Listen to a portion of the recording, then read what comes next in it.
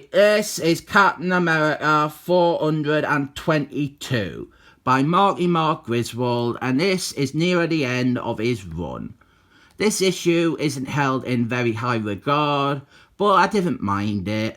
This one, it has Captain America fighting against a new supervillain who never appeared again.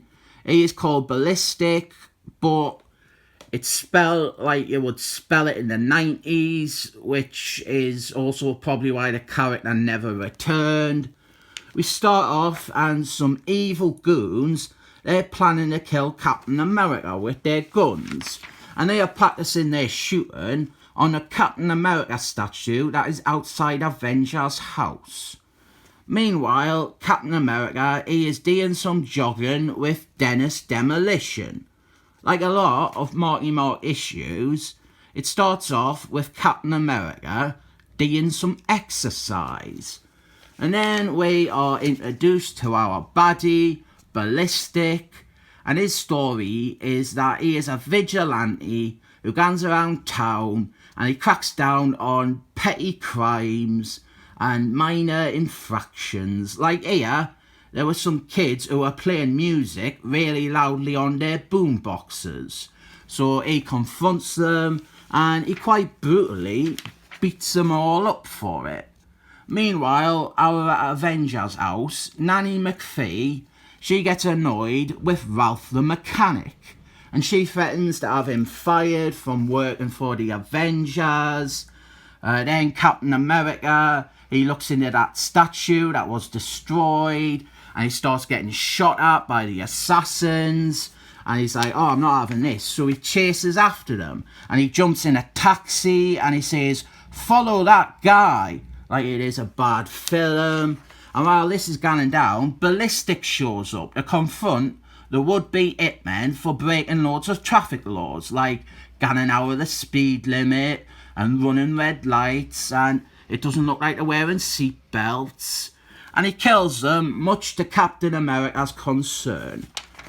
And I noticed something here that I didn't think was intentional. I'm definitely reading too much into it, but after it's all gone down, Moonstalker, remember him, that bounty hunter from the Catwolf story?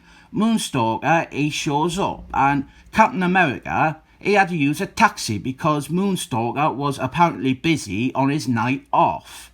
And then they gone off together to try and find Ballistic, and they supposedly spent hours looking for him, and they didn't find him.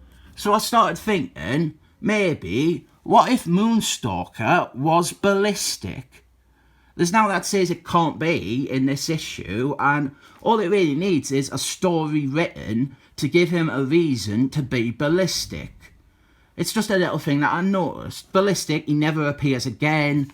And even Moonstalker, he doesn't show up after Marky Mark's run.